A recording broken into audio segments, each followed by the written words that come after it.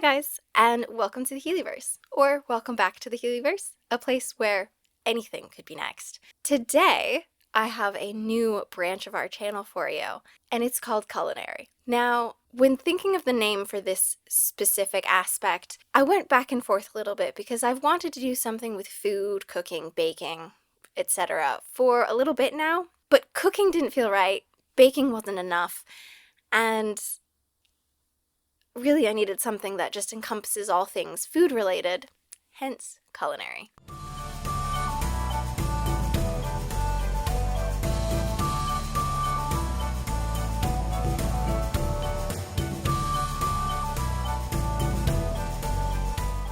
Now, I am by no means an expert in any of this.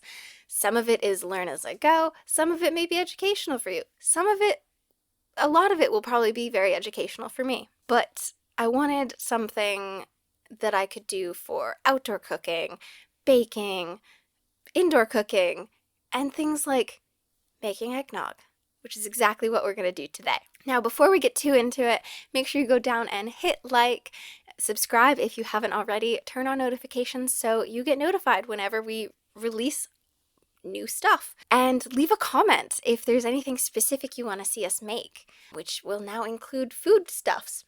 So I grew up drinking eggnog between just before Thanksgiving through till after New Year. In the US, you can just go to a shop, you can buy it. Hood's Golden Eggnog or Oakhurst's Golden Egg, those are the ones. I'm from New England, so it's fine. You can't do that in England. It's not manufactured here. Last year, I had my first Thanksgiving in this country, and I decided I needed to learn how to make eggnog because it doesn't feel like the holidays without it. So I did.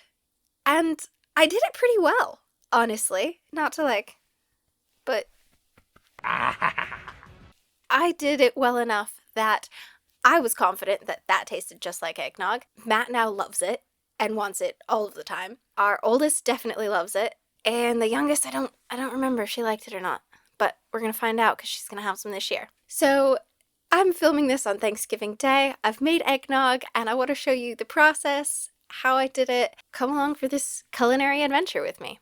Real quick, I do want to shout out my mother-in-law for letting me use her kitchen for this because it had a lot more space and was more conducive for filming. So to start out, what you'll need for this is eggs. Now, depending on how big of a batch you want to make will be how many eggs. I, at minimum, do a dozen at a time. You're going to need sugar, just granulated sugar. And if you're in the UK, you need double cream. If you're in the US, heavy whipping cream. Milk, vanilla extract, ground nutmeg, and a tiny, tiny bit of salt. One thing I do want to know, as far as cookware goes, an instant read thermometer is incredibly helpful. However, I don't know if it's entirely necessary. I probably wouldn't make it without it just because I want to make sure that the eggs are tempered and cooked properly. There are other ways of telling. To start out, you need to separate your eggs. Now, when I was growing up, my mom had this fancy little egg separator that you'd crack the egg into. The white would fall through, it would catch the yolk. Super handy. I, however, have learned the technique of doing it just with the shells. I've been told I'm really good at cracking eggshells in half, so it works. But there's all kinds of hacks online. You can use an empty water bottle to just suck up the yolk and move it somewhere else. There's all kinds of tips and tricks. Do what works best for you.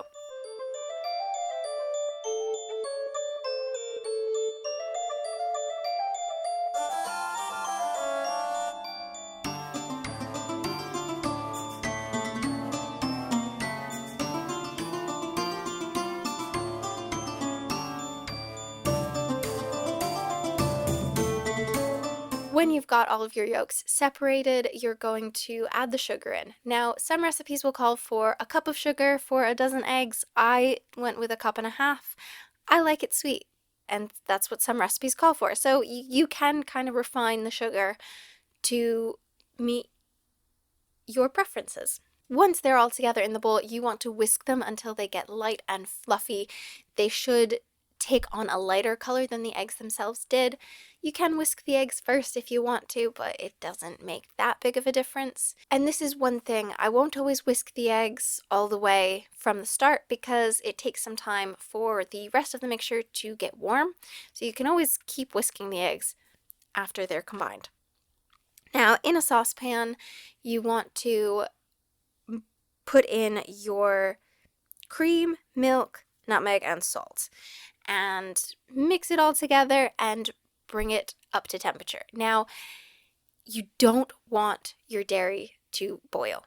That will curdle the milk. It'll ruin the whole thing. You don't want that. What you want is for the milk to get hot enough to be steaming, but not hot enough to boil. So barely a simmer.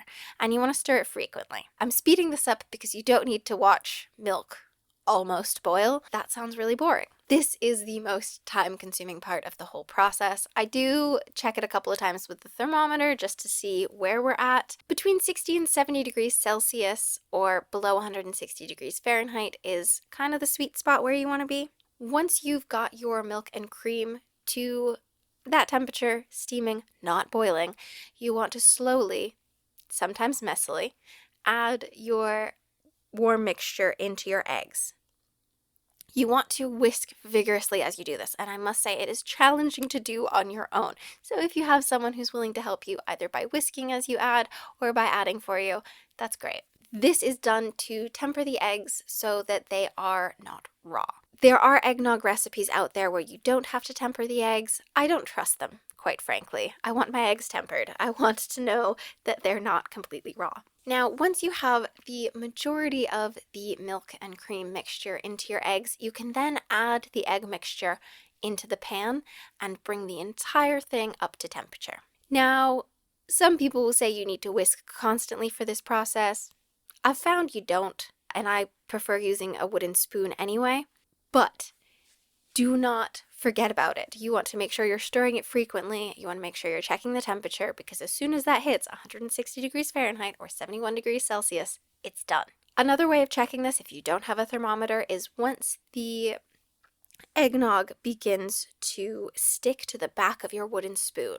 It's kind of foamy at the top, and once that foam is sticking in a layer on the back of your spoon, then it's fairly safe to say it's done.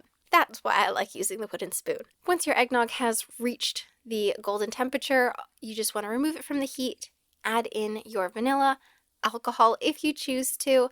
I like leaving it so you can add it after the fact. Irish cream or rum is phenomenal in eggnog if you're of age. If not, it's delicious on its own. The eggnog will thicken a bit more as it does cool, and then once it's closer to room temperature, you can then decant it into something, whatever you want to store it in, and then it goes in the fridge.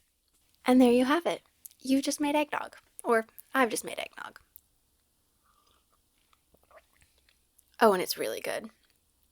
Honestly, I might be some competition for Hood, because that is some really good eggnog. As I said, this is a family holiday tradition that, my brother and I would each just buy a carton of our own and label them with our names because we didn't want to share. We'd have it Thanksgiving, everything in between, Christmas, New Year's, and I'm really happy that it's a tradition and a recipe that I can now share with my own family because I love it. So I hope you enjoyed this video on making eggnog. It was my first culinary video, and I'm really excited to embark on this branch of the channel because I have this love for cooking, baking, and all things food related that I inherited from my parents. The kitchen was always the place to be, and I loved growing up in that kitchen. We're now at the end of the video, and as it's Thanksgiving Day, I need to go cook a turkey. So if you liked the video, make sure you don't go down and hit like, subscribe, turn on notifications, leave a comment if you liked it, if you have any feedback. Is there anything you specifically like to put in your eggnog? Any tips, tricks, cooking tips? I'm here for all of them. Thank you so much for watching, and I'll see you in the next video. Who knows what that could be?